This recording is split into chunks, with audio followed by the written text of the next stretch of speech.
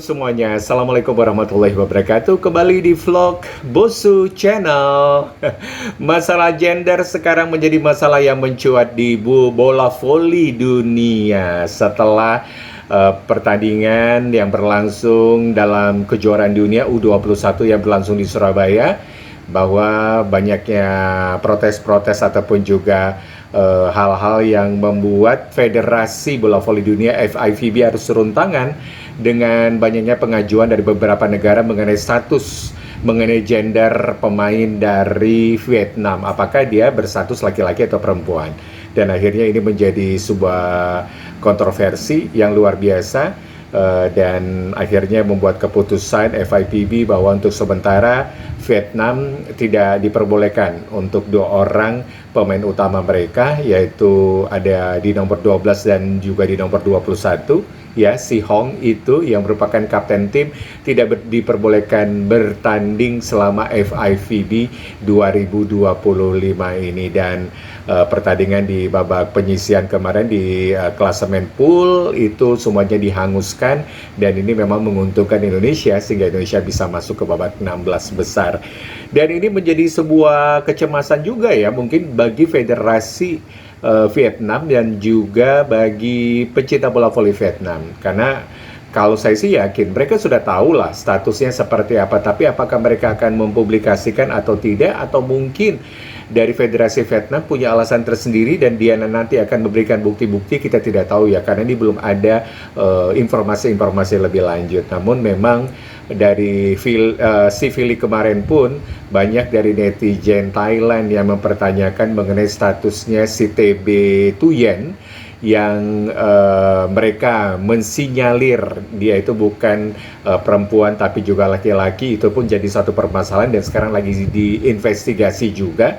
Dan kalaupun nanti misalnya gitu kan, ini belum tentu benar ya, misalnya benar dia laki-laki, wah ini akan berpengaruh ya kepada peringkat dunianya dari Vietnam. Kemudian mereka juara di FVC, mereka juara di leg kedua di Civic, dan masih banyak lagi. Dan ini masalah gender ini adalah masalah yang terus menjadi kontroversi di mana-mana. Nah, pasti ingat dong sama Aprilia Manganang. Nah, Aprilia Manganang ini sempat diprotes ya waktu Indonesia meraih emas waktu itu oleh timnasnya Filipina yang menganggap bahwa dia adalah seorang laki-laki bukan seorang perempuan.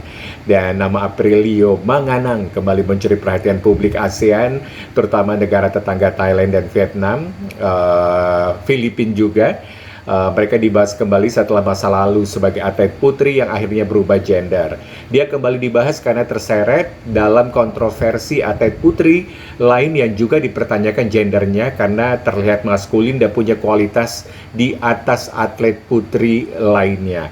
Dalam kasus Aprilia Manganang ini, saat itu atlet voli yang memiliki nama lahir Aprilia Manganang baru diketahui memiliki kelainan genetik dalam tubuhnya. Kelainan tersebut bernama hipospadia yang membuatnya terpaksa naik meja operasi dan kemudian memastikan gendernya adalah seorang pria. Nah, ini sedikit informasi ya mengenai hipospadia itu apa. Hipospadia itu adalah suatu kelainan yang dialami oleh bayi laki-laki, yaitu letak lubang kencing pada bayi tidak normal ya.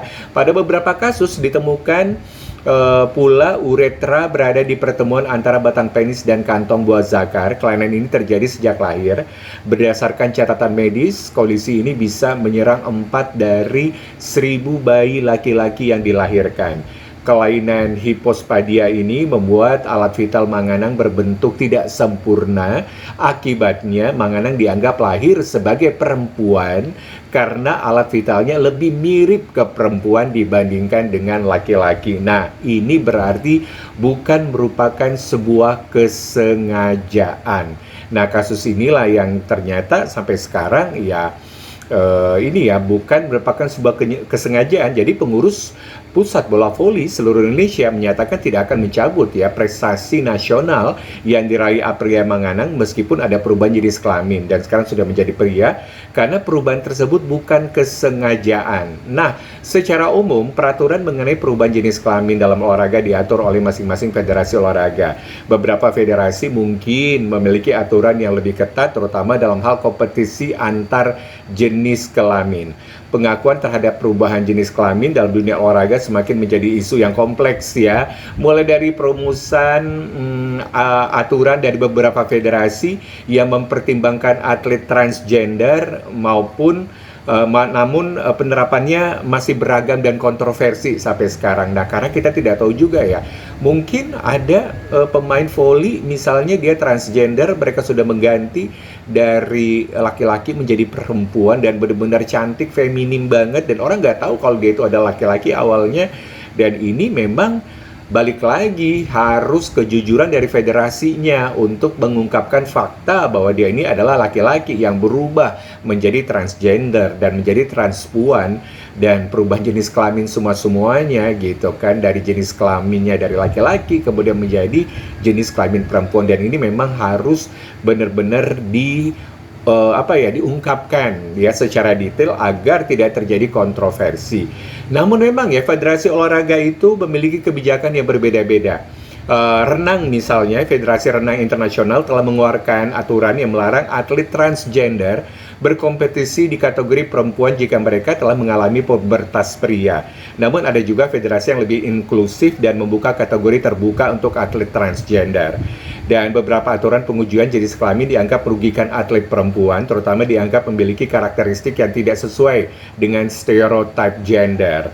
Nah, isu ini melibatkan pertimbangan antara hak-hak atlet transgender untuk berpartisipasi dalam olahraga dan prinsip-prinsip fair play serta kesetaraan gender. Nah, perdebatan muncul karena adanya perbedaan antara jenis kelamin yang ditentukan saat lahir, nah itu dengan identitas gender yang dirasakan seseorang atau gender. Jadi ini memang sampai sekarang ini menjadi sebuah kontroversi. Jadi bagaimanapun juga akte kelahiran apapun itu kan bisa dibuat ya, tergantung ini jujur atau tidak federasinya masing-masing, dan itulah yang menjadi pertanyaan kepada federasinya bola voli Thailand. Nah, mereka harusnya terbuka dan jujur apakah ini benar laki-laki atau perempuan, ataukah dia sudah berubah menjadi transgender, sudah operasi plastik atau juga operasi pergantian kelamin, dan masih banyak lagi. Hal ini memang harus benar-benar terbuka secara transparan. Jadi sekarang ini TB Tuyen ya itu lagi sedang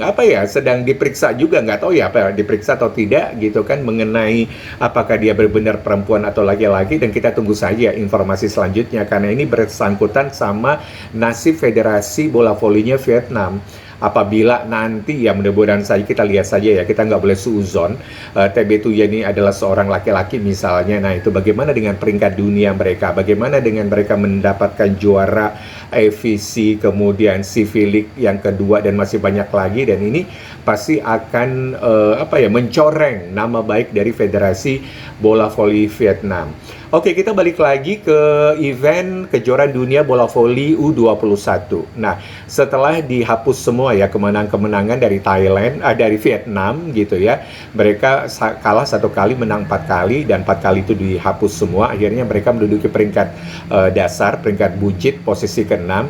Dan ternyata federasi masih memberikan keringanan dalam artian 2 pemain dari Vietnam yaitu nomor 12 dan 21 itu tidak diperbolehkan lagi bermain, namun dari FIVB memberikan kesempatan kepada Vietnam untuk memperebutkan posisi 17 sampai ke 24, tapi dengan catatan 2 pemain itu tidak diperbolehkan main. Nah, itu dia.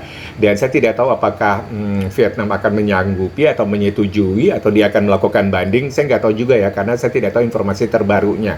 Seperti apa tanggapan dari Federasi Bola Volinya Vietnam. Tapi kalaupun Vietnam akan tetap bermain, mereka hanya bisa memperebutkan peringkat 17 sampai 24, tapi kedua pemainnya yang disinyalir sebagai laki-laki itu tidak boleh bermain sama sekali. Itulah hukuman yang diberikan oleh federasi ya. Memang lebih ringan ya dibandingkan dengan hukuman-hukuman yang lainnya. Namun memang satu hal yang memang hukuman yang benar-benar berat itu adalah pemalsuan umur ya, karena umur itu jangan sampai dipalsukan. Kalau pemalsuan umur itu bisa akan mendapatkan sanksi yang berat. Nah, itu dia informasi seputar kontroversi masalah gender di bola voli yang sekarang ini semakin menghangat. Oke lah, Indonesia sudah masuk babak 16 besar dan akan melawan Italia di jam 7 malam nanti. Ya, mudah-mudahan saja ada perlawanan ya, walaupun berat. Ini adalah juniornya Paula Egonu dan kawan-kawan, yang pasti mereka memiliki kemampuan yang luar biasa. Tapi bagaimanapun juga kita harapkan Sri Kandi Muda Indonesia bisa memberikan perlawanan yang terbaik ya. Harus all out apapun hasilnya nanti. Kita doakan yang terbaik buat mereka ya. Oke, itu dia informasi seputar kontroversi gender atau jenis kelamin di olahraga bola voli. Semoga informasi ini bermanfaat ya. Jangan sampai kita menyalah-nyalakan terus yang namanya Aprilia Manganang yang sekarang sudah menjadi Aprilio, karena ini kan adalah kelainan genetik dan ini tidak disengaja.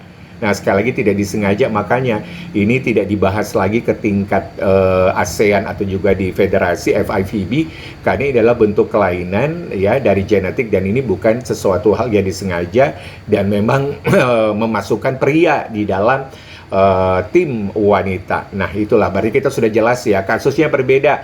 Aprilia Manganang sama pemain dari Vietnam itu kan kasusnya berbeda dan dalam hal penyelesaiannya juga pasti berbeda. Oke, Bosu Channel pamit dulu. Kita jumpa lagi di lain kesempatan. Jangan lupa di subscribe, di like, di komen, dan juga di share kalau informasi ini bermanfaat. Assalamualaikum warahmatullahi wabarakatuh.